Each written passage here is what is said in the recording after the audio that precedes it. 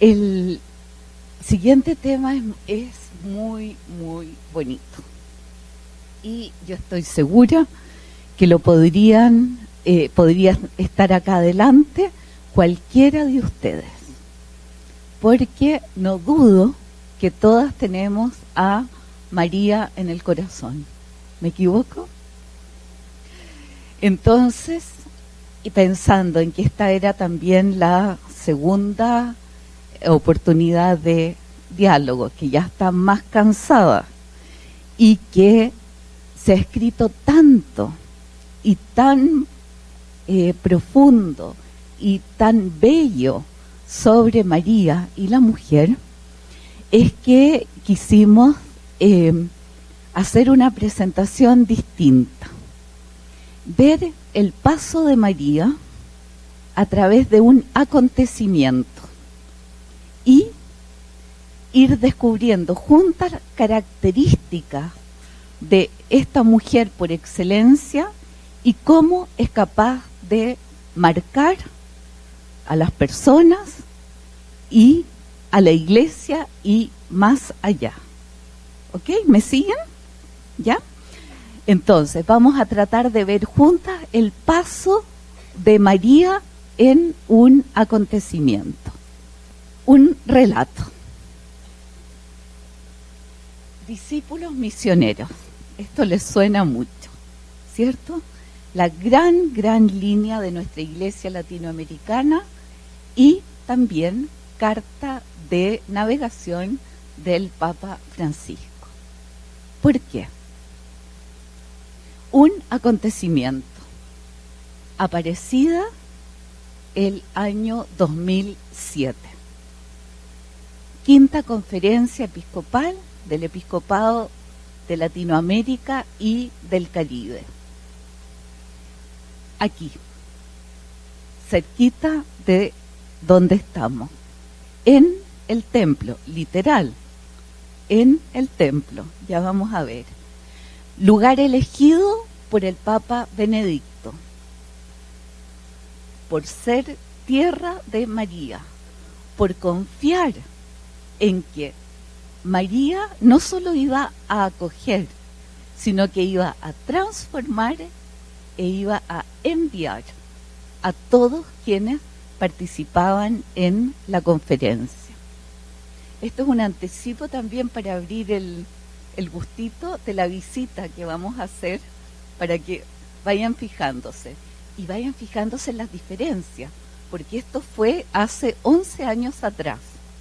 Nosotros tampoco hemos vuelto, así que vamos a ver cómo ha cambiado, si es que ha cambiado tanto, el templo.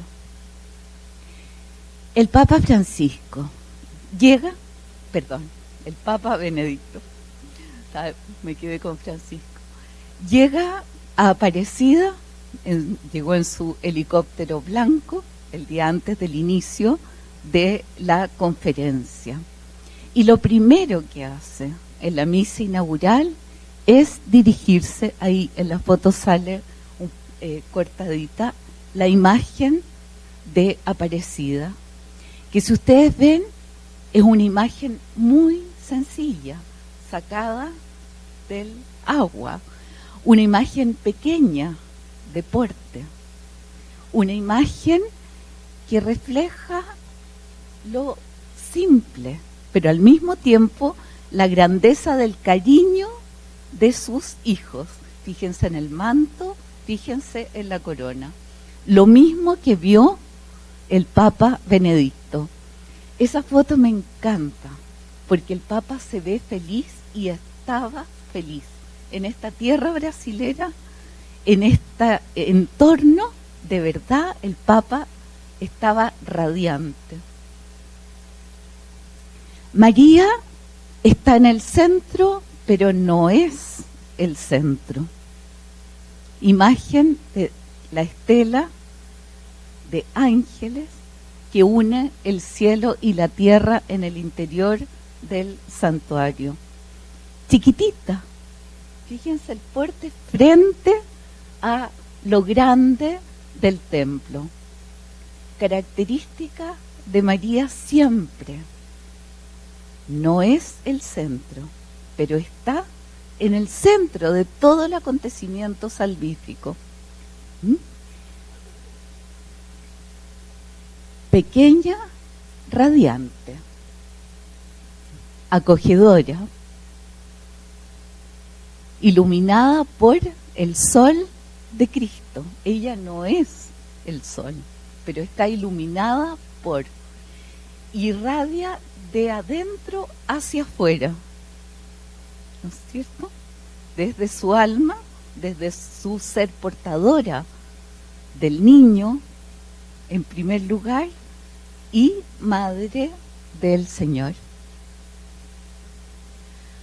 Una buena noticia, un anuncio, una dignidad especial. María aparece en el agua, entre los más sencillos de esta tierra. En un momento, además, nos van a contar la historia en el templo, seguro, en que era muy necesaria su intervención, porque si no el pueblo iba a sufrir mucho. Y María viene a ser la salvadora, la intercesora, quien ayuda efectivamente, no solo afectivamente, sino efectivamente a sus hijos. Sus hijos de todas partes del mundo, sus hijos grandes. Nosotros pudimos experimentar los domingos aquí en Aparecida. Impresionante, impresionante. No solo la cantidad de personas, sino que la actitud. Realmente un pueblo peregrino, personas de una fe inquebrantable, los más sencillos. A nosotros nos impactaba, por ejemplo, pues la misa de todos los días se celebraba con el pueblo en Aparecida, todos los obispos de la conferencia y el templo abierto a todos los que llegaran. Y después las personas pedían la bendición. Y por ejemplo, que no conocíamos esa costumbre, en Chile no existe, las personas que se notaba trabajaban con la tierra, les presentaban las manos para que los obispos las bendijeran. Manos curtidas, manos dañadas por el trabajo, por el sol. Era tan lindo porque era bendecir el instrumento de su trabajo. Bueno, eso es experiencia de esta tierra, de una mamá que acoge a todos sus hijos. Comunión eclesial, una iglesia familia. ¿Cuánto lo necesitamos? ¿Cuánto añoran muchos, incluso desde fuera de nuestra iglesia, experimentar no una iglesia jerárquica, sino que una iglesia familia? Todos reunidos en torno al altar. El altar es circular. Todos reunidos en torno al altar, con un único centro, que es el Señor.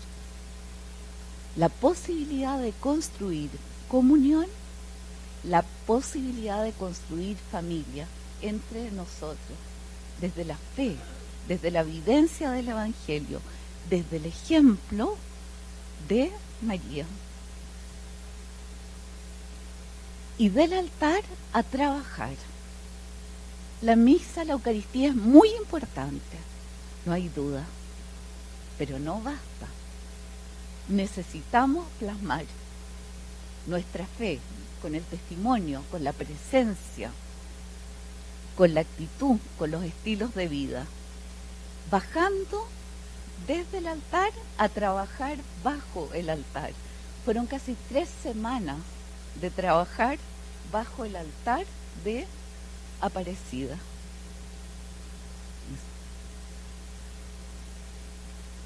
El saludo personal.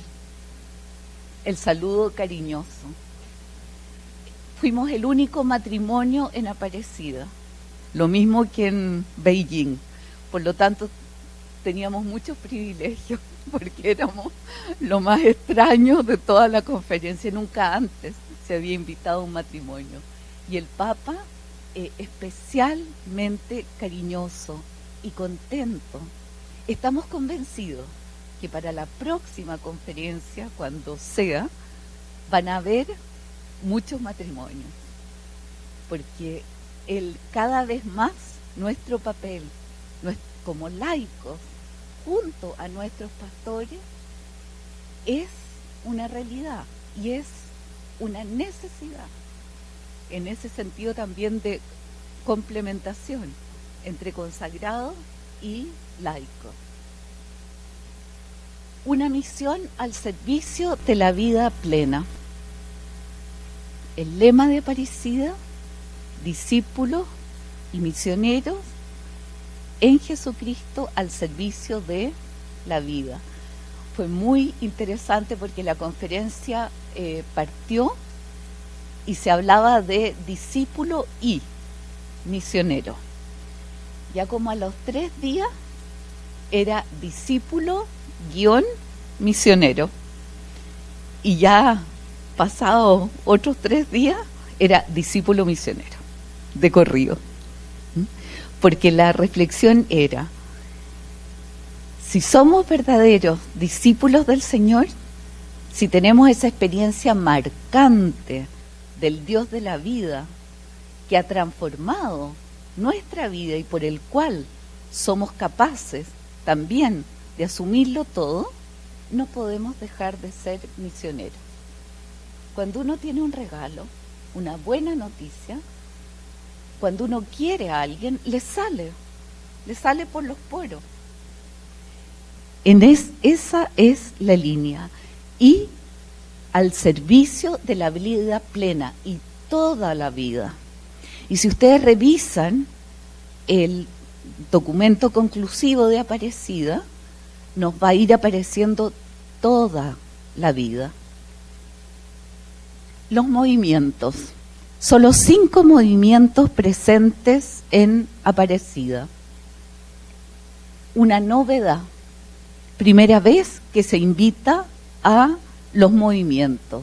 Y tuvimos la posibilidad de hablar, tuvimos la posibilidad de presentarnos, tuvimos la posibilidad de trabajar con los obispos y de trabajar también entre nosotros. Carismas distintos, totalmente distintos, carismas de la Iglesia. El trabajo en un ambiente absolutamente sencillo. Estos eran los casilleros, por países, entonces abiertos. Entonces nosotros, Chile estaba al lado de Ciudad del Vaticano, y descubrimos que los obispos que venían del Vaticano, el cardenal Re y otros, eran los más desordenados de todos, porque aparecían sus libros en los casilleros nuestros y todo. ¿Qué quiere decir eso? Para nosotros fue una experiencia fuertísima de esto de trabajar juntos, de cansarnos juntos, de tener que elaborar propuestas al documento conclusivo juntos. Yo primera vez, les confieso, que veo obispos y cardenales despeinados, porque llegaba un momento en que estábamos todos tan cansados que ya no importaban los protocolos ni la apariencia. Trabajar juntos. ¿Por quién? Por el Señor. ¿Con la ayuda de quién? De María. Bajo su amparo nos acogemos. Buscamos el querer de Dios con ella, pidiéndole a ella, que lo vivió en primera persona, que nos acompañe, que nos ilumine y que nos haga de puente hacia su Hijo. El trabajo en los grupos más pequeños. Éramos poquitos los laicos, pero el trabajo fue de igual a igual. proponiendo textos, proponiendo acentuaciones, redactando los párrafos. Todo eso iba a la comisión de redacción. ¿Quién era el jefe de la comisión de redacción en Aparecida? El cardenal Jorge Mario Bergoglio. Él era el jefe de la comisión de redacción. Perfil totalmente distinto al que le conocemos ahora como Papa. Era otra persona, muy serio, sentado siempre atrás, muy austero, no sonreía mucho. Algo le pasó con esto de ser Papa, ¿sí? El templo, el trabajo en el templo, la presencia de María como puente con la cultura, con la sociedad, con el entorno. La conferencia se pensó siempre abierta, físicamente abierta. Esto de que las Eucaristías eran comunes, se transmitía por internet, se podía participar desde fuera. Alexandre era traductor durante la conferencia, nos puede contar 1000 anécdotas. La iglesia no cerrada en sí misma, sino que una iglesia abierta a llevar el mensaje, el evangelio, la presencia del Señor, de María, a todos. El puente que une la basílica con la ciudad antigua, el cerro, para mí es un símbolo impresionante. Es un camino largo y que se llena de peregrinos. No se puede caminar ahí de la cantidad de peregrinos. Reino de Dios y promoción de la dignidad humana. Clave durante todo el desarrollo del documento, eje transversal, cuando hablamos de vida plena, es muy fuerte acentuando este sentido. María y los necesitados y los pobres. A ella recurren, hacia ella van. Una realidad absolutamente marcante en nuestro continente. Y la acentuación o la forma en que está escrito el documento conclusivo, ustedes fíjense, seguramente lo han analizado muchas veces, pero yo mientras más lo leo y releo, buscando los aspectos que estamos estudiando, es notable, porque no son los pobres, sino que son los rostros de las personas que viven en situación de pobreza. Es un poco la impronta de la Madre Teresa. ¿Se acuerda que ella decía, cuando me preguntan, yo no conozco a los pobres? Yo conozco a Juan, a Emilio, a Tomás, que son pobres, pero no conozco a los pobres. Aparecida lo mismo, toma los rostros, las realidades de nuestra vida latinoamericana, con todos sus dolores, con todas sus carencias, pero también con toda su solidaridad, sus esperanzas. Y eso a través de mirar a la persona en su dignidad, en su total e irrenunciable dignidad. Los migrantes, San José y María lo fueron, tuvieron que dejar su país. Una realidad marcante también para nuestros países ahora. Pensemos en la situación de Venezuela, dramática, en la frontera de algunos de los países de ustedes. En Chile hemos tenido una inmigración desde Haití impresionante. Miles de tantos países. ¿Qué nos puede decir también María frente a esas personas, frente a esas realidades, frente a esa carencia de hogar, frente al dejar las raíces de donde venimos, frente a dejar familia, frente a la incertidumbre de un futuro, es vida. Y eso también fue parte real de todo el proceso de la conferencia y lo sigue siendo en nuestra iglesia latinoamericana. Ahí. Y el dolor. El dolor. Yo creo que tal vez no hay dolor más grande que el ver sufrir a un hijo o la muerte de un hijo. Y María lo sabe y lo experimentó. Y por eso también es quien mejor puede acompañar, iluminar y ayudar a dar sentido a nuestros dolores. Y cuando pensamos en nosotros mujeres, ¿cuánta necesidad hay en nuestro entorno de ser nosotros también, en ese sentido, pequeñas, muy pequeñitas Marías, de poder acompañar el dolor? Hay algo ahí del alma femenina que responde a lo que somos y que María nos puede ayudar enormemente a descubrir, a valorar. Hoy día que se valora tanto el éxito, nadie quiere sufrir. Nosotros tampoco. Todo el mundo quiere ser feliz y hace lo posible por ser feliz.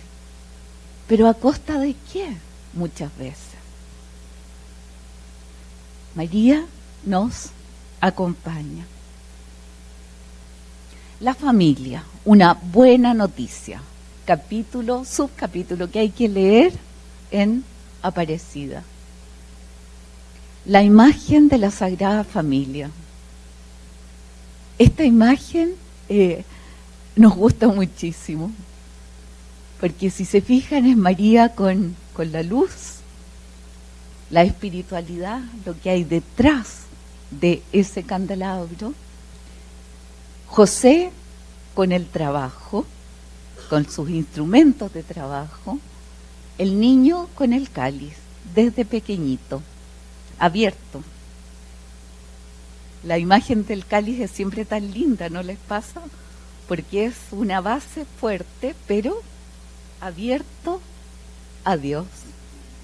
La Sagrada Familia, hoy día muy difícil de usar como imagen. No sé si les pasa en sus países. Una imagen bonita, porque sí está San José, María y el niño, pero eso llevado a la vida personal, ¿no les pasa que vienen una serie de preguntas? Si no fueron matrimonio de verdad, si vivían de una forma totalmente distinta a nosotros. 1000 preguntas. Sin embargo, la imagen de la Sagrada Familia es un referente, es una realidad que vale la pena que podamos meditar y hacer el link, la unión con la familia hoy. Jesús, 33 años en familia. ¿Cuántos se preguntan si no habría sido además mucho más productivo que saliera antes de la casa? Sobre todo en ese tiempo que las expectativas de vida eran muchísimo menores que las nuestras. O sea, ya 33 años ya pasadito. O sea, comenzaba mucho antes la vida laboral, el constituir un matrimonio, etcétera. 33 años. ¿Qué nos dice eso también para nuestra vida familiar, para la importancia de la familia, la trascendencia? Mujer, dignidad y participación. Si ustedes se fijan en el subcapítulo que está en el capítulo de familia, persona, familia y vida, aparece un subtítulo que es mujer, y la bajada es dignidad y participación. Jesús y las mujeres. Cuando vayamos a la basílica, fíjense está en el dintel de una de las puertas, y debajo de cada mujer está su nombre. Santas, mujeres de la Biblia, mujeres contemporáneas.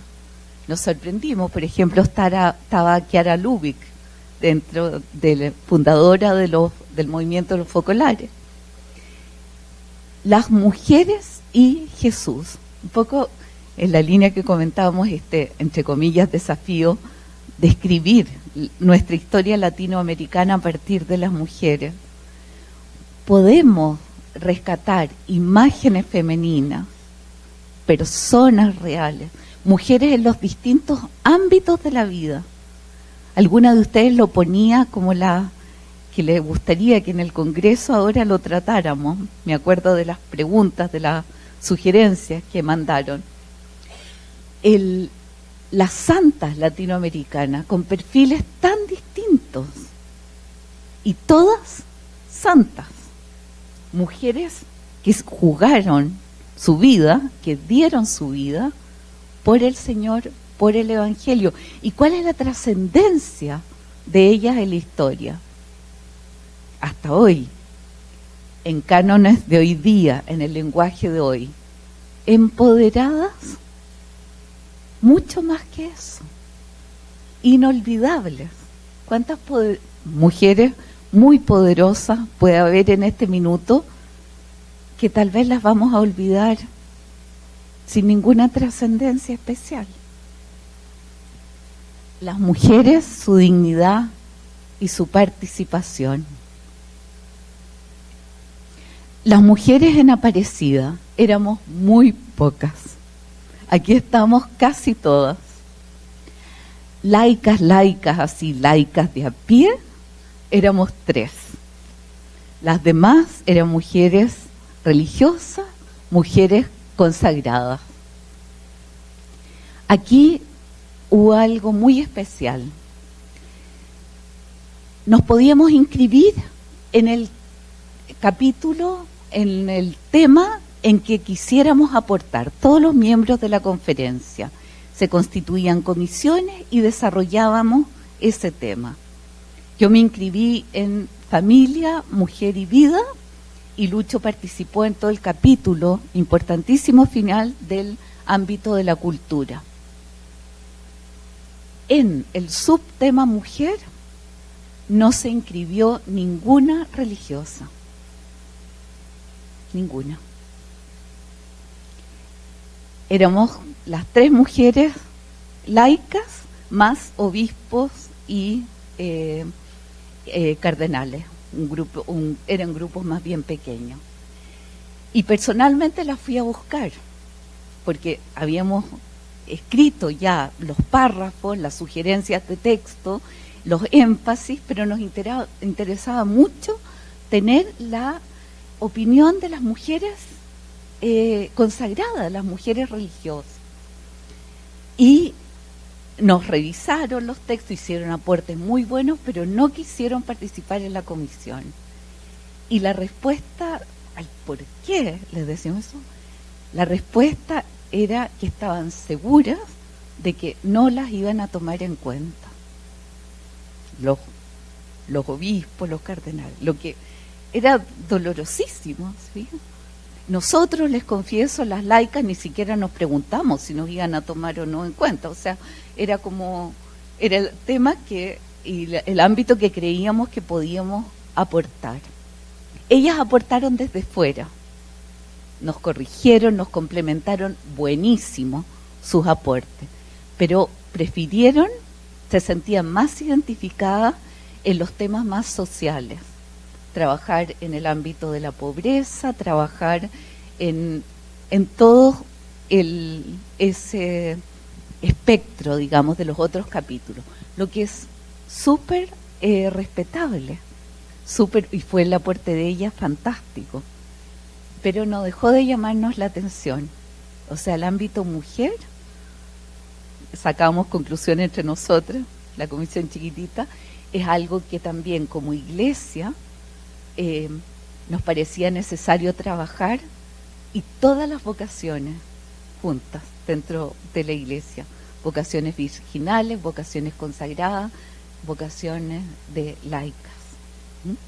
Fue especial. Sin embargo, todo lo que aparece, lo que está escrito en el documento final, va siendo una concretización de todo un proceso. El mensaje final del concilio, al año 65, o sea, muchos años antes, fíjense lo que dice. Llega la hora, el año 65. Acuérdense que correspondía al signo de la paz, cuando vimos las olas del feminismo, el segundo feminismo, la época del amor libre, la época de superar todo lo estructural. Llega la hora, ha llegado la hora en que la vocación de la mujer se cumple en plenitud. La hora en que la mujer adquiere en el mundo una influencia, un peso, un poder jamás alcanzado hasta ahora. Por eso, en este momento en que la humanidad conoce una mutación tan profunda, y eso que era el año 65, no ha visto todavía el mundo estos cambios aún más profundos que se han producido este tiempo. Las mujeres llenas del espíritu del Evangelio pueden ayudar tanto a que la humanidad no decaiga. Condición: mujeres llenas del espíritu del Evangelio. Y lo que está en juego es que la humanidad no pierda su carácter de humano. No hay caso. ¿Quién puede ayudar a humanizar mejor que una mujer llena del espíritu del Evangelio? Primera gran mujer, María. Misión, tarea para siempre. Esto no fue del año 65. La historia ha corroborado los hitos que hemos vivido, los cambios que seguimos viviendo, corroboran que este parece ser misión permanente.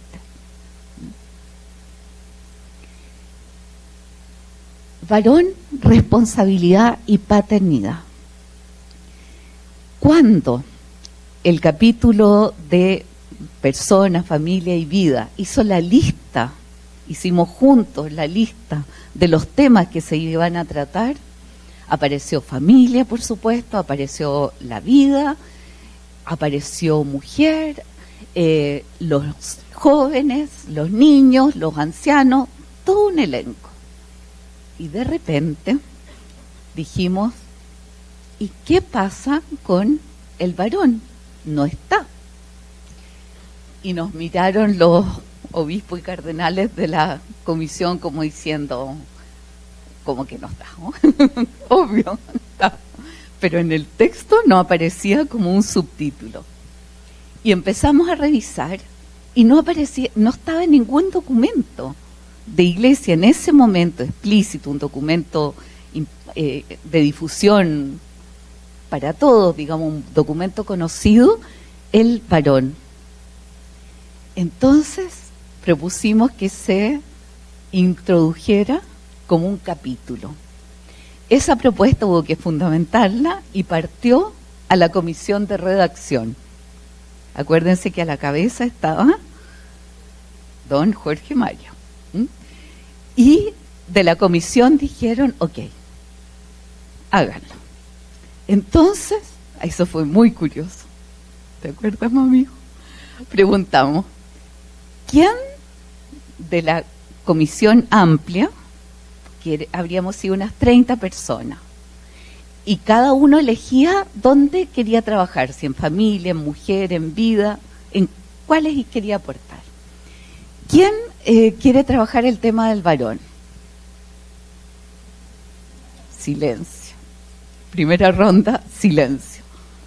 Segunda ronda, una señora por ahí atrás dijo, me interesa, pero era señora. Entonces, un obispo chileno dice, ya, yo lo voy a trabajar, pero no me resulta trabajar en grupo. Entonces, voy a escribir un texto y ustedes después lo desarman, lo complementan, perdón. No, lo mejoran, lo cambian. Y se fue a una esquina de la sala y comenzó a hacer los primeros borradores. Así surgió, después con el complemento de muchos, sobre la base de ese texto, surgió el capítulo varón, y la bajada es responsabilidad y paternidad. Porque en el diagnóstico previo a Aparecida, estaba siempre presente todo el ámbito del machismo tan fuerte en nuestros países, todo el ámbito de la irresponsabilidad del hombre frente a la paternidad y la familia, todo el ámbito incluso de la irresponsabilidad en asumir no solo vivencialmente la paternidad, sino que el sustento de la casa, muchas cosas. Vale la pena que lean con esos ojos el capítulo del varón, responsabilidad y paternidad, que quedó en el documento. San José, varón. Nos imaginamos cómo le costó entender, tuvo que llegar el ángel a explicarle esta situación de María, a la que quería tanto, pero que se encontraba en este estado que humanamente, por supuesto que seguramente no entendía. San José, varón, con características tan fuertes, tan marcantes de esposo y de padre, características de trabajo, la importancia de su trabajo para el sustento de su familia, para la vida en Nazaret, para mantener su casa, para enseñar a su hijo también el oficio. Fue un referente a la hora de pensar también el capítulo del varón, sin el cual de verdad sentíamos que nos quedaba trunco. Seguir hablando o escribiendo o proponiendo solo temas de la mujer no nos bastaba. Nuestros pueblos y la cultura. La conferencia, si ustedes se fijan en el extremo derecho, apretaditos que casi no salen en la foto, salimos, estábamos los laicos de la conferencia.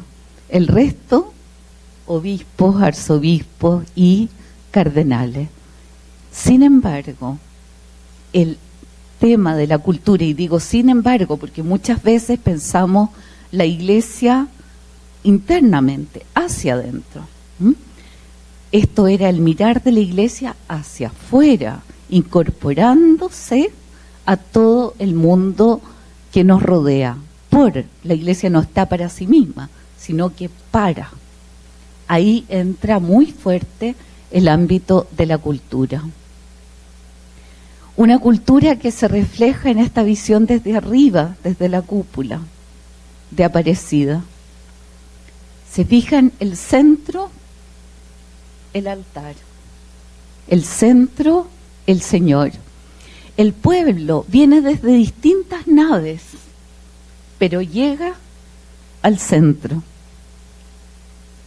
No se pierde por el camino, sino que converge hacia lo que es medular, realmente importante.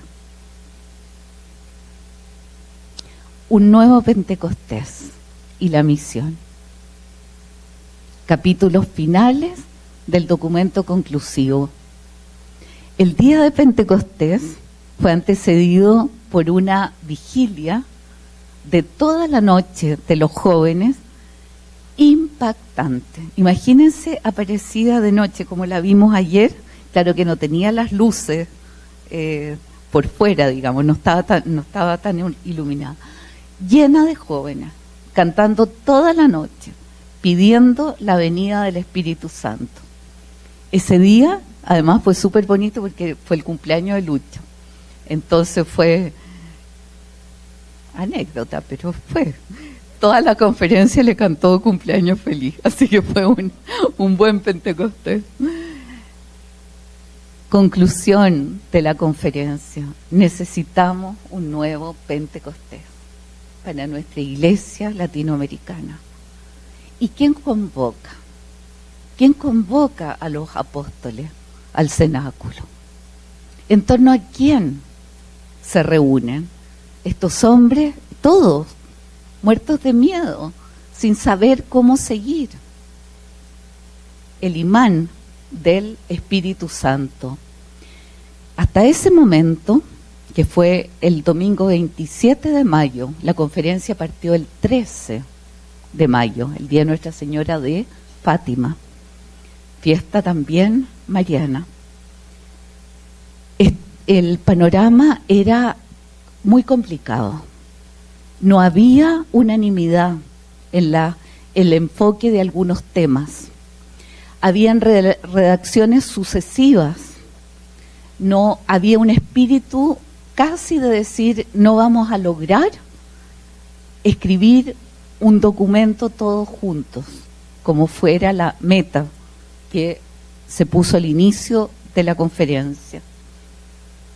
Y vino Pentecostés el domingo, no me pregunten cómo, pero al día siguiente, a las 8 de la mañana, porque era la dinámica, la secretaría trabajaba toda la noche y a las 8 de la mañana teníamos sobre nuestro escritorio el texto del día anterior. Así fue el trabajo, día y noche sin pausa. El lunes nos encontramos en el escritorio con un texto que fue ampliamente aprobado en muchos puntos. Fue un quiebre. O sea, el Espíritu Santo clarísimo obró ahí, estuvo presente ahí.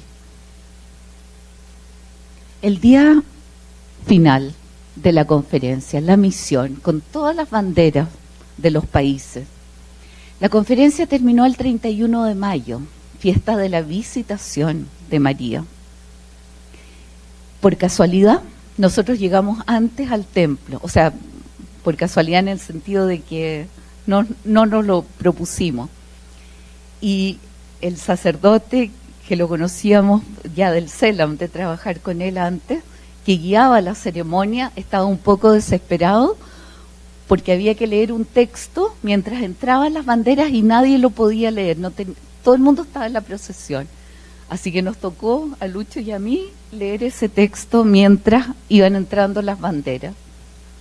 Y ese texto hablaba de la María y la visitación, la impronta de esa misa y la impronta de la misión.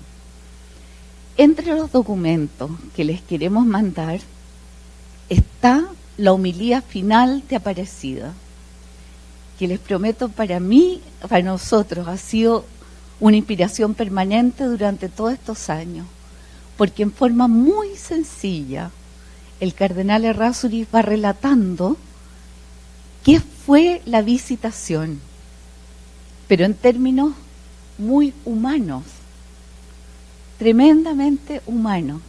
La primera acción misionera de María explícita es ir a ver a su prima, y ella recién encinta, que se debe haber sentido harto mal, porque los primeros 3 meses son bien terribles.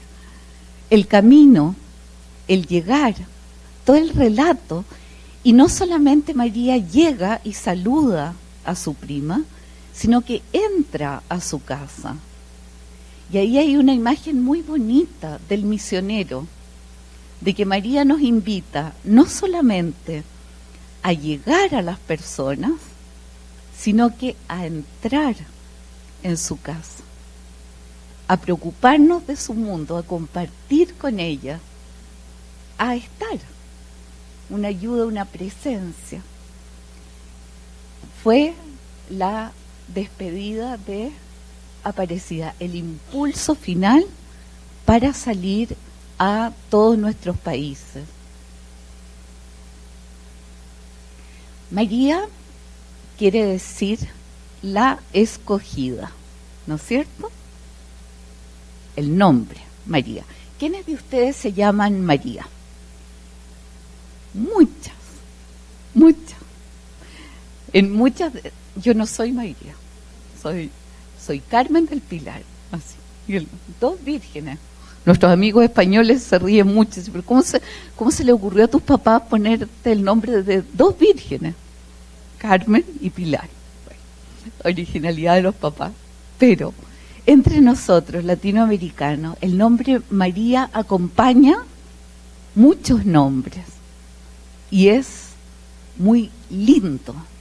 María la escogida, acordémonos de eso.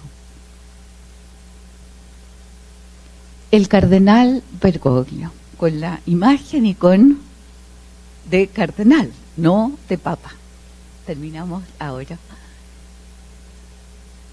Él, como les decía, presidente de la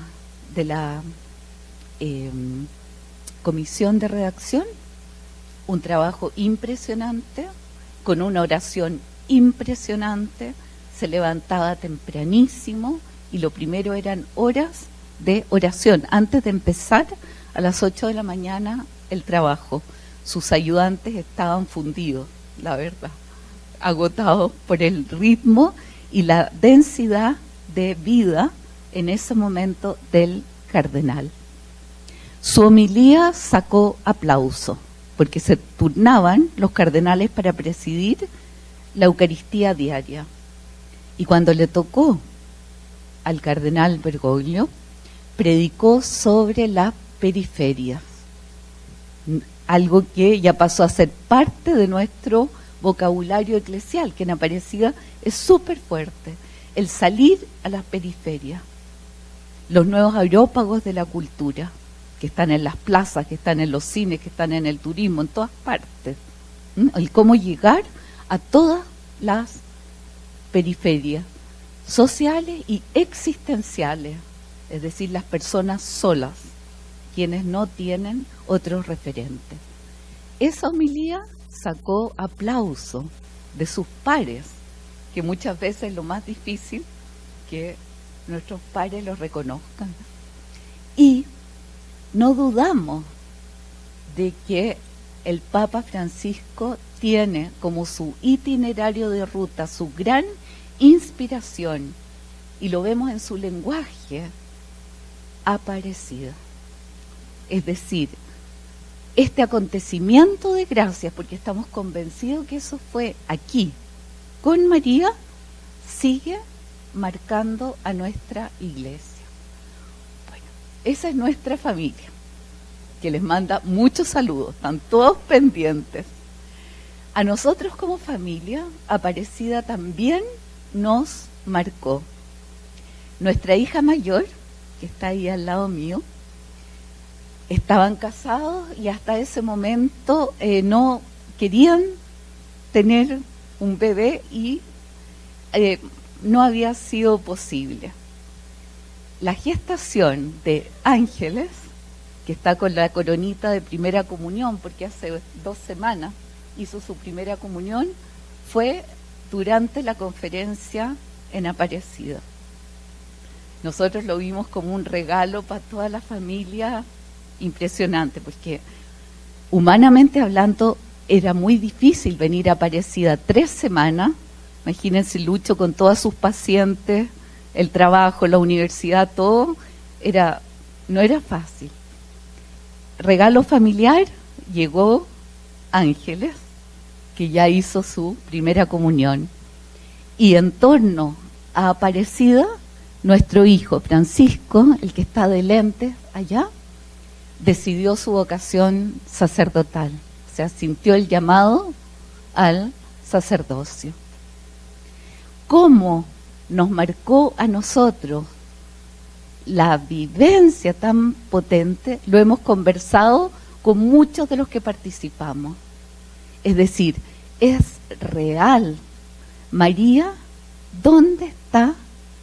Acoge, transforma y envía. No hay duda posible. Y para terminar, una súper anécdota, pero que para hacerlas pensar un poquito. Nuestros hijos estudiaron en un colegio muy abierto, muy laico. Nosotros queríamos que tuvieran la realidad del mundo con ellos y que apostábamos a que en la casa podíamos apoyar todo el mundo de la fe, la vivencia familiar, pero queríamos que ellos hicieran sus opciones. En el colegio, desde muy chiquitita, primero básico, kinder incluso, había cursos de sexualidad, había talleres de sexualidad para los muy, muy chiquititos. Y cuando estaba como en primero básico, la profesora les pidió que le dictaran, ellos no sabían escribir, todas las preguntas que tuvieran respecto a cómo habían nacido ellos, los niños.